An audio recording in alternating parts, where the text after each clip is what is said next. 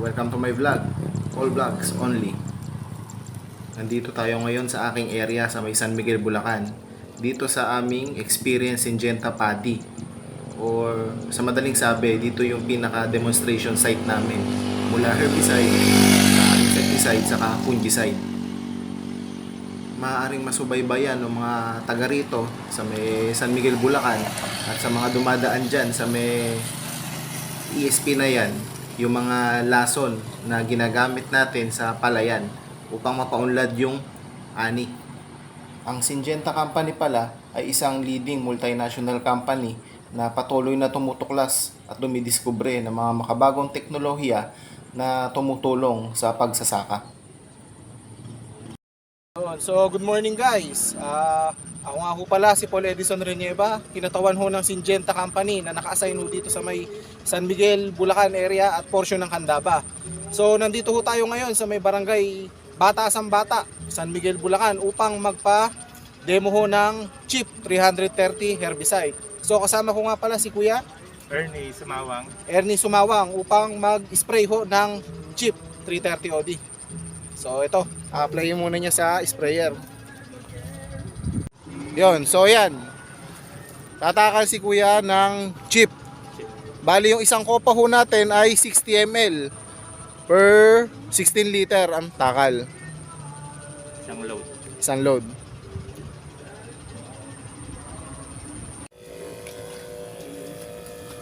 For safety reminder nga pala, ugaliin po natin magsuot ng PPE or Personal Protective Equipment tulad ng glove, face mask, pants upang maprotektahan ng katawan natin na hindi malanghap o ma-absorb ng katawan natin yung ating mga lason na ini-spray.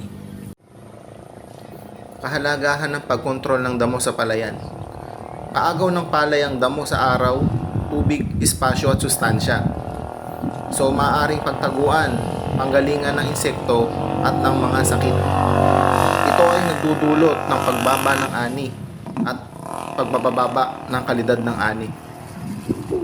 Mga importanteng tandaan sa pagpapalay: pagpili ng tamang binhi, tama at maayos na paghahanda ng lupa, pagbibigay ng sapat na patubig, pagbibigay ng tamang abono, pagpuksa sa damo mapanirang insekto at sakit, pagandahin ang kalidad ng ani, maayos na pag-ani at pagbilad. Sa Syngenta, safety is our priority. Isa sa aming goal ay i-remind kayo sa safe handling ng mga pesticide. Kapag hindi natin na-handle na maayos ang mga pesticides, ito ay maaaring makasama sa ating sarili, pamilya at kapaligiran. Basahin ang label, sundin ang tamang timpla o dosage.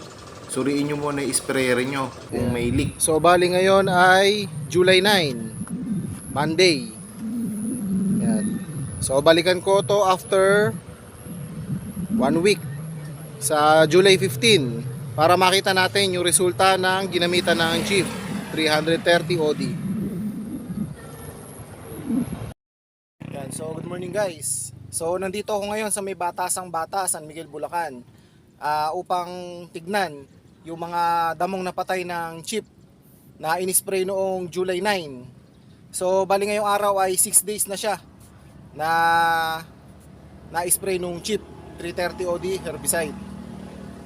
So ito, tignan natin yung mga damong kanyang napatay. So ito na yung ginamitan ng CHIP 330 OD. So ano ba si CHIP? Si CHIP ay isang makabagong teknolohiya ng Syngenta pagdating sa larangan ng pamatay damo or post-emergent herbicide. Ang active ingredients ng CHIP ay Cyhalofop 300 at Ethoxysulfuron 30. So si CHIP ay under sa MOA group na 1 and 2. So ang kanyang dosage o takal ay 60 ml kada 16 liter. So ang kanyang timing ay pwede siya sa 12 to 20 days o the best timing siya ng 15 to 20. Ano ba benepisyo nyo pag ginamit nyo yung CHIP? So si CHIP ay pinakamahusay sa pagkontrol ng damo. Ang CHIP 330 OD ay may pinakamataas na antas ng Cyhalofop at Ethoxysulfuron. Kaya siguradong kontrolado ang damong may buko, tres cantos at damong may malalapad na dahon. Siguradong patay ang naisprayan damo. Ang Chip 330 OD ay malamig sa palay. Hindi kamukha nung ibang pamatay damo na pag na-spray yung palay ay nasusunog. Dahil ang chip ay OD or oil dispersion, ugaliin po nating i-shake well ang bote. Kada takal po natin ng chip sa kopa para ma-mix well yung kanyang concentration.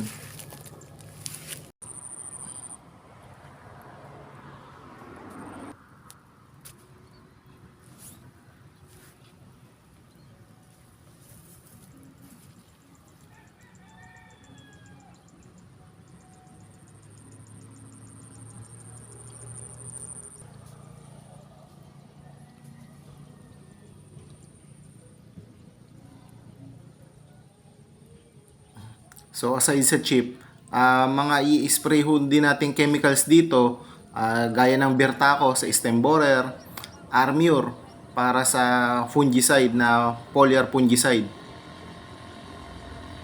Chess pamatay hanep, Alica para sa mga mapanipsip na insekto tulad ng alitangya.